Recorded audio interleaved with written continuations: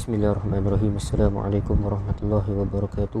Alhamdulillahirrabbilalamin. Wassalatu wassalamu ala ashrafil anbiya'i wal mursalin Sayyidina maulana Muhammad wa ala alihi wa sahbihi ajma'in. Qala subhanaka la ilma lana illa ma'allamtana innaka antal alimul hakim. Wa la hawla wa la quwwata illa billahil aliyil azim. Allahumma salli ala Sayyidina Muhammad al-Fatihi lima ughliq wal khatimi lima sabaqa nasiril haqqi bil haqq wal hadi ila siratikal mustaqim sallallahu alaihi wa ala alihi wa sahbihi haqqa qadrihi wa miqdarihil azim. Bismillahirabbil azim wa rasulil karim wal malaikatil muqarrabin. Wassalatu wassalamu alayka ya sayyidi ya Rasulullah, khudh bi yadi qalat hilati adrikni, la ilaha illallah wahdahu la syarika lah, lahul mulku wa lahul hamdu wa huwa ala kulli syai'in qadir. Ma ba'd.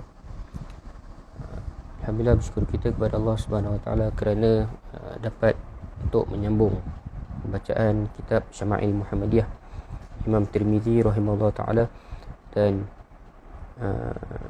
masih lagi pada bab yang ke 25 berkenaan dengan ciri-ciri roti yang dimakan oleh Nabi sallallahu alaihi wasallam. Kita masuk pada hadis yang ke 140. Hadis yang ke 140. Qala mu'allifu rahimahullah ta'ala wa nafa'na bihi wa bi'ulumihi wa barakatihi fid dharain amin. Hadis ke 140 menceritakan berkenaan dengan kedaifan makanan Nabi. An Masruq qala dakhaltu ala Aisyah radhiyallahu anha fada'at li bi ta'am wa qalat ma ashba'u min ta'am fa asha'u an abqiya illa baqat. Qala qultu lima, qalat adhkurul hal allati faraqa 'alayha Rasulullah sallallahu alaihi wasallam ad-dunya wallah ma syabi'a min khubzin wa lahmin marrataini fi yaumin. Maksudnya diriwayatkan daripada Masruq, katanya, aku masuk menemui Sayyidatina Aisyah radhiyallahu anha, lalu beliau meminta untuk dihidangkan kepadaku makanan. Ia berkata kepadaku, setiap kali aku makan dengan kenyang, jika aku ingin menangis, pasti aku akan menangis. Masruq berkata, aku bertanya beliau, kenapa begitu? Dan beliau menjawab, kata Sayyidatina Aisyah, aku teringat keadaan Rasulullah sallallahu alaihi wasallam hingga saat baginda wafat.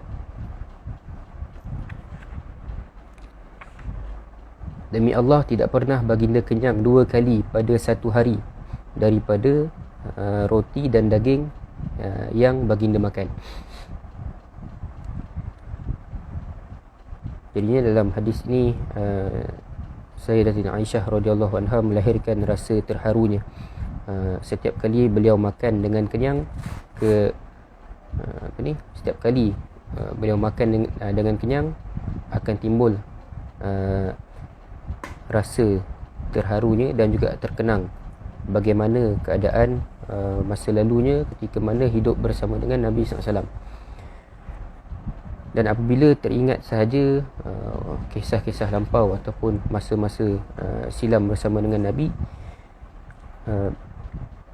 beliau akan menangis disebabkan betapa kehidupan Nabi ketika itu amatlah serba kekurangan dan hidup dengan bersederhana saja. Dan juga Nabi SAW itu seperti mana yang disebutkan oleh Sayyidatina Aisyah, tidak pernah kenyang, tidak pernah berpeluang untuk merasai nikmat kenyang, sehinggalah baginda itu wafat. Tidak pernah baginda kenyang di dalam sehari. Tidak pernah Nabi SAW kenyang dua kali pada satu hari. Pastinya setiap hari yang baginda lalui itu pastinya akan Nabi SAW itu akan berlapar. Baginda tidak akan merasai kenyang. Itu bagaimana betapa kehidupan Nabi SAW itu sangat-sangatlah susah ataupun Nabi SAW itu hidup bersederhana saja. Tidak, baginda Nabi hidup dengan bermewah-mewah dengan makanan maupun dengan harta. Cukup sekadar makanan yang dimakan itu cukup untuk hidup sahaja, cukup untuk menampung kehidupan sahaja, untuk ada tenaga sedikit sahaja. Bukannya Nabi SAW itu makan dengan kenyang. Begitu juga dengan ahli keluarganya, dan tidak pernahlah Nabi SAW itu kenyang di dalam 2 hari yang berturut-turut. Jadinya apa yang kita boleh ambil pengajaran daripada apa yang disampaikan oleh Sayyidatina Aisyah ketika mana beliau mengenangkan masa silamnya bersama dengan Nabi adalah galakkan untuk kita ini menginsafi diri dengan mengenang masa silam, agar kita sentiasa bersyukur dengan nikmat yang Allah kurniakan pada hari ini. Bagaimana apa yang dilakukan oleh Sayyidatina Aisyah mengenang waktu kisah silamnya, masa silamnya dengan Nabi SAW, yang tidak pernah baginda Nabi itu kenyang. Tidak pernah Nabi SAW itu menikmati makanan sehingga kenyang. Itulah yang diinsafi ataupun dirasai oleh Sayyidatina Aisyah. Yang ni, cerita ini ketika mana Nabi SAW telah wafat lah. Ketika mana Nabi SAW telah wafat dan ketika itu Islam telah menang. Jadinya sahabat-sahabat Nabi ini, kehidupan mereka ini berubah. Yang mana dulunya miskin, telah mula ada harta sedikit. Yang mana dulunya tidak mampu untuk makan, sekarang setelah baginda wafat, mereka itu telah mampu untuk ada makanan. Itu yang dirasai oleh Sayyidatina Aisyah, sehingga membuatkan beliau boleh menangis ataupun mengalirkan air mata. Seterusnya hadis yang ke-141, an Aisyah radhiyallahu anha qalat ma syabi'a Rasulullah sallallahu alaihi wasallam min khubzi syair yaumaini mutatabi'aini hatta qubida. Maksudnya diriwayatkan daripada Aisyah radhiyallahu anha yang menceritakan tidak pernah Rasulullah SAW itu merasai kenyang 2 hari berturut-turut daripada roti yang baginda nikmati hinggalah pada saat baginda wafat. Samalah macam yang disebutkan oleh hadis tadi dan juga hadis-hadis yang sebelum ni kita pernah baca, menceritakan bahawa Nabi SAW itu tidak pernah kenyang menikmati roti yang baginda makan itu selama 2 hari berturut-turut. Pasti akan ada hari ni mungkin makan, esok mungkin berlapar, berselang-seli. Tidak pernah baginda itu merasai kenyang 2 hari berturut-turut. Dan insyaAllah hadis yang terakhir di dalam bab ini, bab yang ke-25, berkenaan dengan ciri-ciri roti yang dimakan oleh Nabi. An Anas radhiyallahu anhu qala ma akala Rasulullah sallallahu alaihi wasallam ala khiwan wala akala khubzan muraqqaqan hatta mat.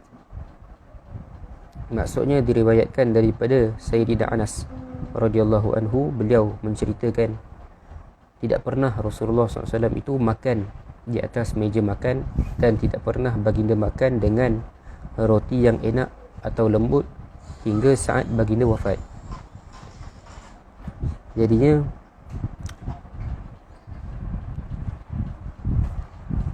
sekali lagi lah kita dapat lihat bagaimana kezuhudan, kesederhanaan dan juga tawaduk Nabi SAW dalam hal makanan, iaitu baginda hanya makan roti biasa dan menikmati makanan di atas lantai, bukannya di atas meja. Nabi SAW itu tidak pernah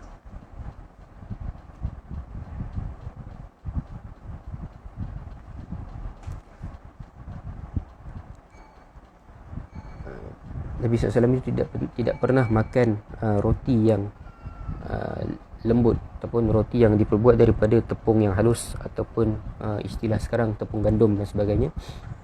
Hanya pada ketika itu roti itu diperbuat daripada tepung barli, dan itu yang tepung barli ini adalah menjadikan roti itu roti yang kasar, bukan roti yang lembut. Itu yang apa yang dimakan oleh Nabi SAW. Tidak pernah baginda itu merasai roti yang lembut, dan baginda hanya menikmati ataupun makan roti yang kasar sahaja. Jadinya kesimpulan yang kita boleh ambil daripada hadis-hadis ini adalah, yang pertamanya, Nabi SAW itu tidak selalu ataupun jarang dapat menikmati makanan harian sehingga kenyang, termasuklah makanan asas iaitu roti. Nabi SAW itu tidak pernah makan makanan harian ataupun makanan ruji itu dengan kenyang. Tidak pernah baginda itu makan dengan kenyang 2 hari berturut-turut, tidak pernah. Dan yang keduanya, roti yang dimakan oleh Nabi SAW adalah yang diperbuat daripada tepung barli yang kasar. Sebab itulah roti yang dinikmati oleh baginda adalah roti yang kasar. Tidak pernah ataupun amat jarang sekali Nabi SAW itu menikmati roti yang diperbuat daripada tepung yang halus dan menjadikan roti tersebut lembutlah. Tidak pernah, ataupun amat jarang sekali. Dan yang terakhirnya, kesimpulan daripada bab ini adalah, Nabi SAW itu tidak menyukai untuk menikmati makanan di atas meja makan. Nabi SAW itu tidak suka makan di atas meja makan, tetapi baginda lebih suka untuk menikmati makanan itu sekadar diletakkan satu alas yang dihamparkan di atas tanah. Ataupun Nabi SAW dalam istilah sekarang, makan di atas lantai lah. Makan di atas lantai. Jadinya setakat itu saja perkongsian hadis berkenaan dengan bab yang ke-25, ciri-ciri roti yang dimakan oleh Nabi, dan menunjukkan secara tersiratnya bagaimana kehidupan Nabi SAW pada hayat ataupun pada hidup Nabi SAW. Bagaimana keadaan kehidupannya, amat-amatlah hidup secara bersederhana, dan juga tidak pernah Nabi SAW itu menikmati kemewahan makanan ataupun kemewahan harta. Jadinya setakat itu saja. Wallahu subhanahu wa ta'ala alam. InsyaAllah pada hari esok kita akan masuk pada bab yang baru, bab yang ke-26, berkenaan dengan lauk yang dimakan oleh Nabi. Wallahu subhanahu wa ta'ala alam. Assalamualaikum warahmatullahi wabarakatuh.